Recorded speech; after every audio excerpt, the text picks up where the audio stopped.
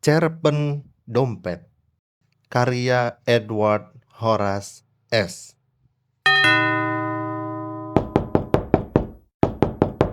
Pak, tolonglah Pak. Hanya Bapak yang bisa bantu. Ini harus diselesaikan malam ini juga. Seperti suara sirene meraung-raung memecah keheningan malam, tepat pukul 8 ketika orang-orang bersiap hendak tidur mengakhiri hari, seorang janda tua terpogoh-pogoh berlari, mengomel melantur tidak karuan, menggedor pintu rumah seorang bapak yang paling dihormati di kompleks perumahan itu. Beberapa lampu tetangga yang sudah mati tiba-tiba menyala. Pak RT, tolong saya Pak. Dengan mata seperempat watt yang sebentar lagi jeglek, Pak RT membuka pintu. Sebagai yang diberi kepercayaan mengayomi warga dan dituakan di situ, sudah siogianya Pak RT tetap melayani kapanpun tanpa memandang kondisi. Ada apa, Bu? Sudah malam ini. Apa yang bisa saya bantu? Tidak perlu Ibu teriak-teriak seperti itu. Anu, anu, dompet saya hilang, Pak. Apa? Dompet? Iya, Pak. Dompet saya hilang. Kapan hilangnya? Tadi pagi, Pak. Tadi pagi. Istri Pak RT yang mendengar kericuhan itu lekas terbangun. Masih berdaster, dia menguping pembicaraan di balik pintu. Siapa yang mencuri? Kalau saya tahu, saya tidak akan ke sini, Pak. Bukan itu maksud saya. Siapa saja yang ke rumah ibu sehari ini? Maksud Bapak? Ya, kemungkinan besar mereka lah yang mencuri. Seharian itu, janda tua yang karena keterbatasan usia sudah tidak bisa melakukan banyak hal, hanya berdiam diri di rumah. Rumahnya tidak lebar, tetapi memanjang ke belakang. Dia tinggal sendiri di rumah yang terdiri dari teras, ruang tengah, dan kamar belakang bersebelahan dengan dapur. Anak-anaknya sudah berkeluarga di kota seberang. Pagi tadi, janda itu meletakkan begitu saja dompetnya di atas meja di ruang tengah, bersama dengan koran-koran yang biasa menjadi bahan bacaannya untuk kemudian digosipkan, sembari menikmati pisang goreng dengan secangkir teh hangat. Oh, tamu saya ada 3, Pak.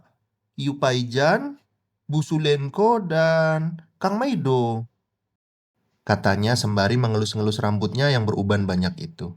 Dia berusaha keras melawan ingatannya yang mulai parah, terkena penyakit lupa. Oh, begitu. Baik, akan saya panggil mereka. Ibu tunggu di sini. Saat pukul 9, Pak RT bersama ketiga orang itu yang juga warga kompleks perumahan sudah duduk bersebelahan di ruang tamu rumah Pak RT. Ngaku kamu. Kamu kan yang ambil dompet saya. Janda itu menunjuk-nunjuk Yupaijan. Matanya melotot seperti hendak keluar. Bukan saya, Bu. Buat apa saya ambil dompet ibu? Yupaijan yang umurnya 6 tahun lebih muda dibanding janda itu membela diri. Saya akan bayar utang itu, Yu. Pasti. Kamu nggak percaya? Yupaijan menghela nafas. Sebetulnya dia geram betul dengan sifat janda itu yang suka berutang ketika membeli sayur darinya. Apalagi saat menawar tidak tanggung-tanggung. Dia pikir bahwa sayur dari pasar ke kompleks tidak pakai ongkos. Dia pikir saya tidak menderita karena harga cabai naik, bawang putih naik, tomat naik. Tega-teganya dia menawar sampai-sampai saya tidak dapat untung. Tanam sendiri saja kalau begitu. Pagi tadi masih teringat jelas oleh Yupaijan bagaimana janda itu membolak-balikan kangkung dan melemparkan begitu saja tanpa sopan di depannya. Memilih-milih bawang putih yang baik dan sedikit mengejek ketika ada yang busuk. Tomat yang tidak jadi dibelinya pun jadi berantakan seusai dipegang-pegang. Saya cuma masuk teras, Bu. Ibu lihat sendiri kan? Saya tidak masuk ruang tengah. Tapi kan bisa aja Yupaijan masuk. Ketika saya ke dapur, Yupaijan masuk diam-diam lalu mencuri dompet saya. Astaga. Yupaijan mengelus dada. Dia tidak habis pikir orang yang sudah merugikannya menuduhnya sembarangan. Apakah dia tidak berkaca dan tidak punya malu? Memang, urusan dompet bisa membutakan segalanya. Atau jangan-jangan Bu Sulenko ya yang mencuri dompet saya. Ibu kan seharian di ruang tengah.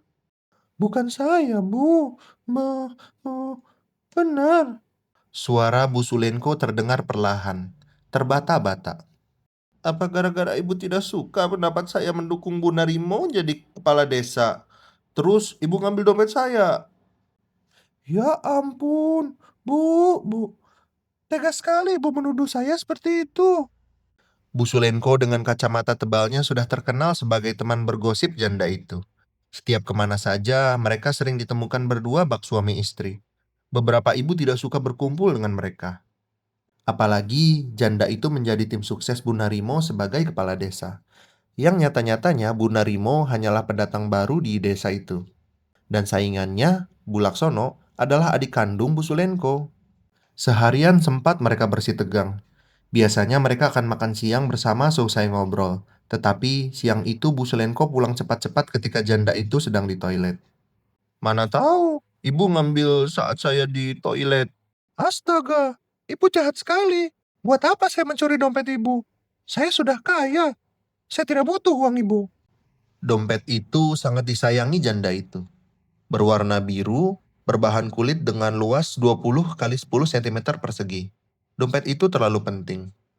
Dalamnya terdiri dari 3 saku yang masing-masing dipisahkan sebuah sekat. Saku pertama berisi foto anak-anak dan cucu-cucunya. Wajah mendiang suaminya pun masih tersimpan di sana. Terkadang, bila rindu datang, dipandangnya kenangan-kenangan manis dari foto itu. Di saku kedua, tertumpuk uang bulanan pensiun jandanya. Dia tidak percaya bank. Setiap bulan dia tarik seluruh uang pensiunnya dan disimpan di sana. Gara-gara itu, dompet itu terlihat sangat tebal. Resletingnya hampir rusak. Sementara saku ketiga dipenuhi bon-bon utang yang belum dibayar. Mulai dari cicilan panci, tagihan listrik, sampai hutang sayur Yupaijan. Pasti kamu kan, Kang Maido, ya kan? Ngaku. Kamu balas dendam kan? Karena saya tidak setuju kamu menikah dengan anak saya. Suara janda itu semakin keras. Dia membentak. Pemuda berbadan tegap dan berkulit coklat yang sehari itu hampir membetulkan ledeng dekat dapur hanya setengah jam, merasa terhina. Belum lupa deritanya, bagaimana ibu dari wanita yang disukainya itu, yang sekarang sudah menikah dengan sahabatnya, memarah-marahinya karena melihat ia belum bekerja, tetapi sudah berani meminang anak orang. "Lah, bukan saya, Bu. Ibu jangan ungkit-ungkit masa lalu," katanya dengan amarah tertahan. Semakin malam, percakapan itu semakin panas. Beberapa tetangga berdatangan, ingin melihat apa yang terjadi. Sebagian berusaha menengahi, sebagian hanya tersenyum. Ya, entah kenapa beberapa orang ada yang suka dengan keributan, sampai-sampai mengabadikan. Sudah malam ini. Tidak enak dengan tetangga. Kita lanjut saja besok. Besok saya ke rumah ibu. Bila perlu untuk makan nanti, dari kas RT saya pinjamkan. Karena tidak ada titik temu dan para tertuduh tidak ada yang mengaku, memang maling sulit mengaku. Semua kembali ke rumah masing-masing. Janda itu kecewa sekali. Dompet, oh dompet. Ketika isi dompet tidak ada, orang-orang selalu kelimpungan mempertahankan kehidupan di era sekarang yang segalanya butuh uang. Ketika isi dompet segitu-gitu saja, harga kebutuhan merangkak naik. Adakah yang lebih harus dilakukan selain bekerja keras menambah isinya meskipun lewat tindak kejahatan? Kalau isi dompet berlimpah, tidak jarang pula kelabakan mengelola sehingga sembarangan belanja dan tidak memikirkan masa tua.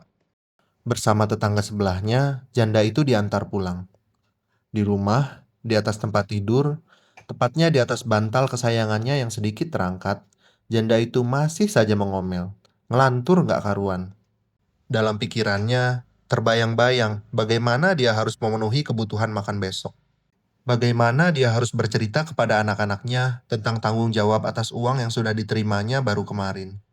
Bagaimana pula dia membayar tagihan arisan paling lambat lusa? Pertanyaan-pertanyaan itu terus berkelebatan. Kepalanya digeser ke kanan, ke kiri, sepanjang malam suram itu. Tidak ada ketenangan dan tidur nyenyak barang sekejap mata. Meski dompetnya telah ada, janda itu juga masih sembarangan menyimpannya. Jakarta, 21 Februari 2021. Edward Horace S. Terima kasih.